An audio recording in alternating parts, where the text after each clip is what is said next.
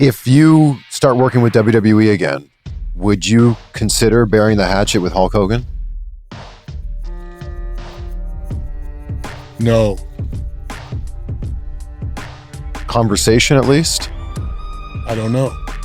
When was the last time you spoke to Hulk Hogan? I don't know. He betrayed me to an extent. Well, I'll tell you the story. That's 30 years ago, right? Yeah. It's just amazing, that I got through it all, and I've got a lot of friends in the business, and the people that, have bad things to say about me, I got nothing but love for them. I just hope that they realize you're only going to get so much out of those negative stories that you tell over and over. You're going to attract more of that to yourself. Yeah. So, it's weird because I've heard some people say some really crazy things that actually didn't happen, and they're sticking to it. So I'm like, okay. Jesse Ventura's bold attempt to unionize wrestling was completely derailed by none other than Hulk Hogan, the ultimate backstabber. Hogan, who Jesse now calls the office stooge, ran straight to Vince McMahon to rat him out.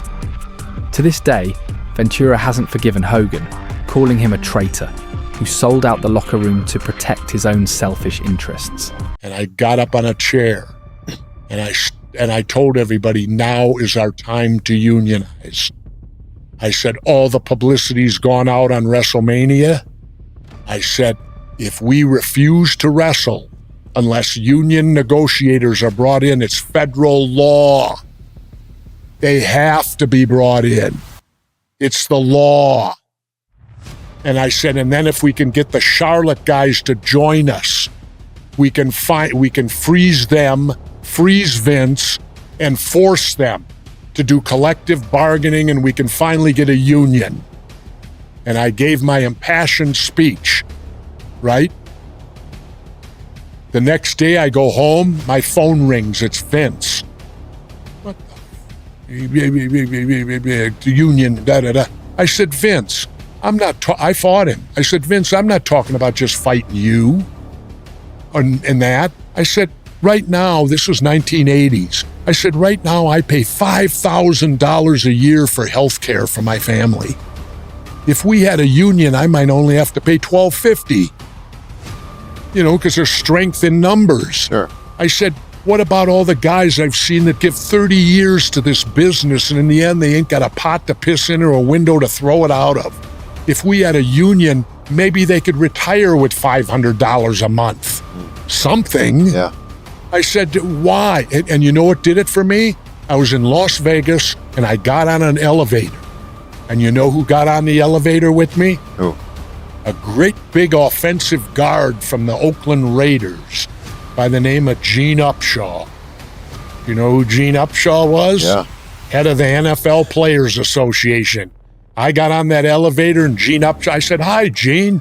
Hey, Jesse, nice to meet you. Gene's big black finger went up in the air and he goes, you boys need a union. And I said, I know. Gene Upshaw sparked me and said, you boys need a union. I said, I know we do. It's 2025. If wrestling actually had a union, there would be a lot less controversies and a lot less bad decisions being made altogether. It would have tremendously helped the wrestlers. I think this has solidified Hulk Hogan as one of the worst wrestlers of all time. The sex tape, the racist comments, it's not much else Hulk Hogan could do to add more to this list. So I stood up, I gave my impassioned thing to unionize. Vince called me on the carpet the next day. I didn't care, I was going to do Predator. And then when I came back to Vince, I told Vince, you don't have to worry about me speaking out on union no more. He goes, really, why not? I said, I got mine, Screen Actors Guild. I said, I now get health benefits, retirement. Right now, with the little shit that I did in Hollywood, I'm retired on over $50,000 a year from SAG.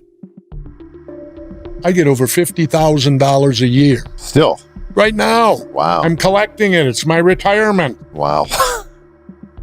And so when I came back to Vince, I said, you don't need to worry about me. If these dummies don't want to protect themselves, screw them. I tried. I said, I got my SAG card.